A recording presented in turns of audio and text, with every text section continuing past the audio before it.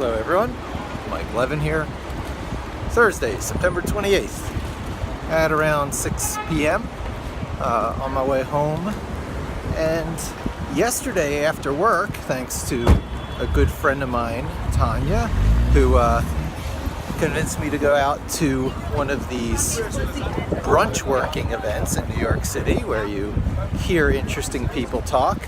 I heard a guy named Moran Cerf. I think I got that right. Same last name as Vint Cerf, first name M-O-R-A-N, who is billed as a hacker gone neuroscience professor and researcher talk. And he shared his time with someone else, so I only actually ended up hearing him for about 20 minutes or so, but it was an intriguing 20 minutes, and I'm gonna listen more about him on, I guess, his YouTube videos. He's one of these sort of TED Talk sort of guys, and he's one of the people working on the direct electronics to brain implant user interfaces, the kind of which many folks like Elon Musk believe are going to have to exist in order to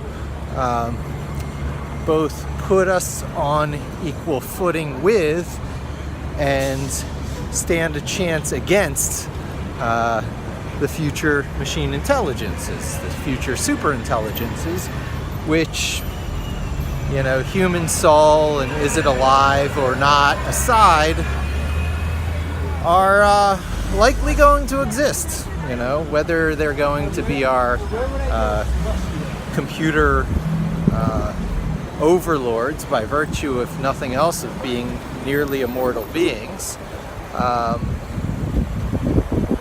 then they're going to be aliens here on Earth. We don't have to worry. This isn't all stuff that Moran was talking about, but the topic did come up. A question was asked by someone from the audience: are these interfaces necessary so that, you know, human capabilities can scale along with technological advancement? And right now we are quite limited creatures, and the answer to that is, you know, what seemed to be a cautiously qualified yes. He agrees with Elon Musk on that account. And so when asked what form that would take, he described something which I had clearly read about recently in one of my sci-fi books that I'm reading. In this case, it's called We Are Legion, We Are Bob, which is an absolutely intriguing trilogy. I heard the Audible on Amazon's Audible service, and the narrator is just one of the best narrators out there. I always forget his name. I think it's Porter or something, but I listened to all three books, and it was about, you know, space colonization after, you know, yet another post-apocalyptic world where there's only, you know, a few million humans left, whatever. I don't want to spoil it too much, but the space probe is a von Neumann-style self-replicating probe intended to be able to recolonize with itself, if not humans to follow, using as its main brain a Ray Kurzweil style imaged off brain. You know, they don't call it these things, but based on the futurists out there, those, you know, imaged and loaded and copied and backed up and downloaded human souls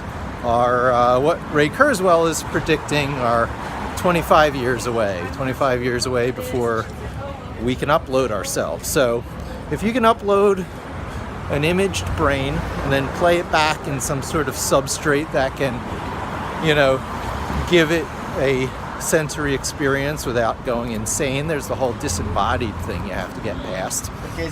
But if a disembodied consciousness doesn't go insane, you got yourself there, little human-like thing inside a machine, but limited by human capabilities. Our consciousness is the result of evolution, and that doesn't make us all that superhuman in particular. Just makes us human. So to get that superhuman boost, there has to be some sort of interface through some sort of,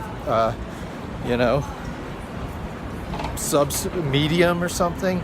So the concept being, if you can understand enough of how the brain, interacts with its own long-term memory, you can put something in your head that will not feel like it doesn't belong. It will just be recalling things for you, delivering up images, experiences, or answers. You could ask for, what is pi to some, degree of precision, and the answer will just come streaming back to you, and you can read it off because there's a subsystem there that has its own, AI sort of interpreting what you say and executing code to do what, digital machines do faster. Who knows? By that time, maybe it'll be something different than digital machines, but to do what artificial machines do faster than biological ones, which is all that computing stuff.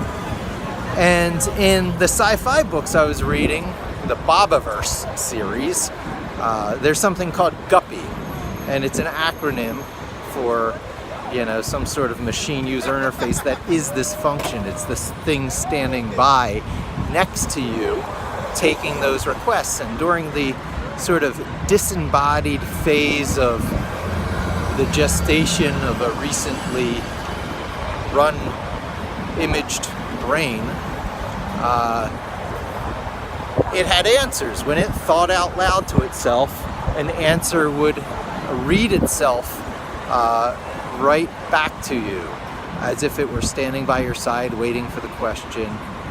And it was the Guppy interface. And as this disembodied human identity became progressively less disembodied through the use of virtual reality and robotic means,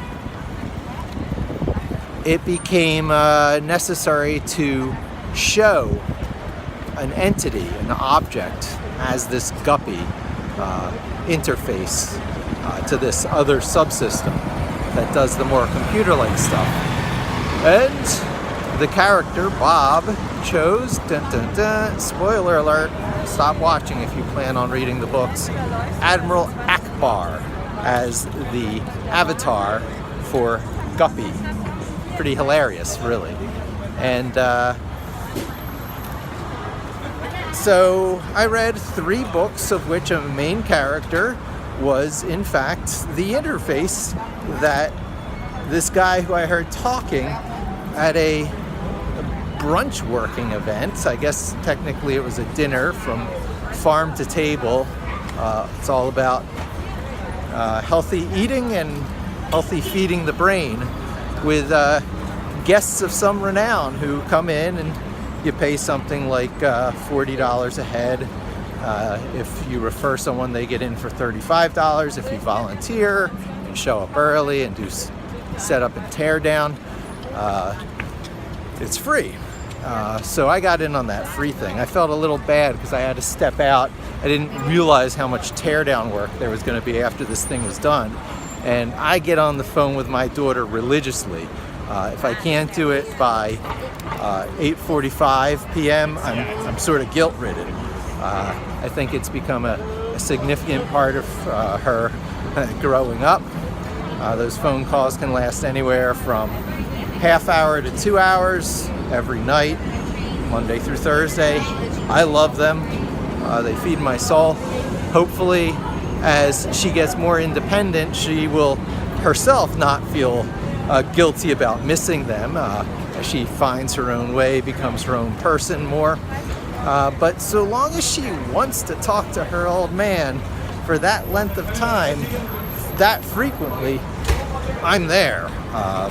I love that. We never run out of things to talk about, or if we do, one or the other of us goes into the zone on whatever we're doing on our side. She often plays with her dolls and Lego and stuff, and she'll just ask a question out to me, and I'll be there just like I'm in the room with her. and answer her, and that's fine. But I don't miss that with her. And so even last night, after I actually attended an event, which is what I started out doing here in New York, the tech meetups and stuff, before it got big, before you had to get online tickets, you could just show up to the New York Tech Meetup. That was like 2006, when I was just getting involved in that stuff, and family life and having kid and you know, all that stuff. I sort of dialed down anything and everything on the outside that wasn't family or work. So now that I have a little bit more time, I'm going to take in these things, and thank goodness I still have my friends from my past lives who sort of continue to alert me to these things and draw me into them, even though I'm so not a good friend on the reciprocation front. You could drop me in the middle of the desert, as long as I had, you know, food, clothing, and shelter, I'd be happy. I'm here in New York, and, you know, I don't really need it. So I'm the perfect person to not be here, yet this is where my daughter is, and this is where my current chapters of my life are set, and so I'll make the best of it. I take out the camera and I shoot talks like this on a walk, and I cover whatever topics are on my mind, and right now it happens to be machine learning stuff, next phase of my career.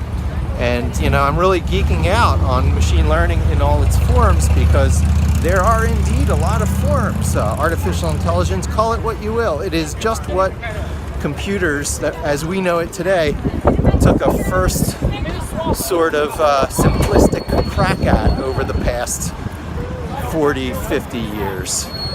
We started out probably with things that could be more close to how the brain works in mainframes, and then we scaled down to these personal computers that were based on the Harvard architecture, which was just a hair better than the von Neumann architecture. And there's that von Neumann again, the same guy who designed a computer architecture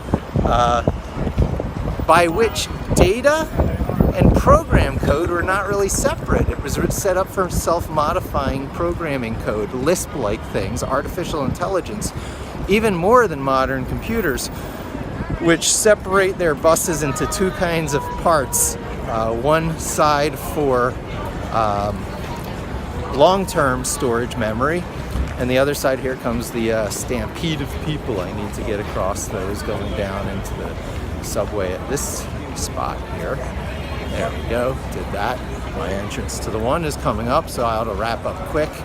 But the Harvard architecture separated short-term from long-term memory. In other words, RAM from hard drive space, as we know it. And that's the Harvard architecture. But before that was the von Neumann architecture, which didn't make that separation, slowed things down. There had to be faster task switching between reading and writing, and you know, basically made processes more serial than parallel, so a bit slower, but blurred the line between two different kinds of memory, which became very, very distinct and separate, and optimized to each of their respective advantages in their separation. That is, you know, as fast and as cheap as it can be on the long-term side, which favored platters up until the recent SSD movement,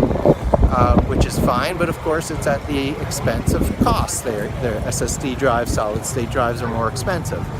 And DIMMs, DIMMs, whatever they're calling them these days, on the memory that's directly read and read by the processor for running programs.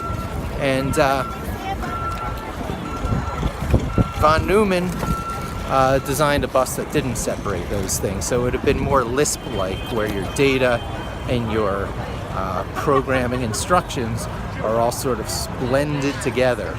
And von Neumann's also the one who designed the concept of probes that you could send out into outer space that could mine the stuff they need to build more probes.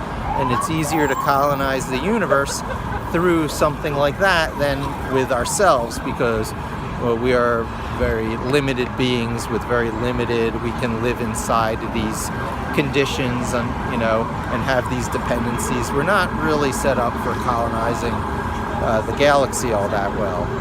But machines, no problem. And so there you have it. It drew together all these diverse different things that have been on my mind lately. And in just my day-to-day activity in New York City, I attend a talk by someone who's actually working on these things today, who made the very point that when you're watching these movies and reading these books and they talk about these outlandish ideas, don't write them off so quick as sci-fi. There might be someone actually working on that very thing in the labs right around the corner. So, M-O-R-A-N, Moran Cerf, C-E-R-F. Google him up, watch his videos. Interesting guy on multiple fronts, because in addition to all this, you know, spot on my sweet spot interests that he is active in, he's also a furniture maker, a pilot. He was in the Israeli army, and so he's just one of these, you know, all over the board. You know, everything is interconnected. You know, people of the world. So hope to talk more about that kind of stuff. It's really invigorating. It really stimulates on what next step should be for me in my career, and more on that soon. Thanks for joining me. Hope to talk to you soon. Don't forget to subscribe.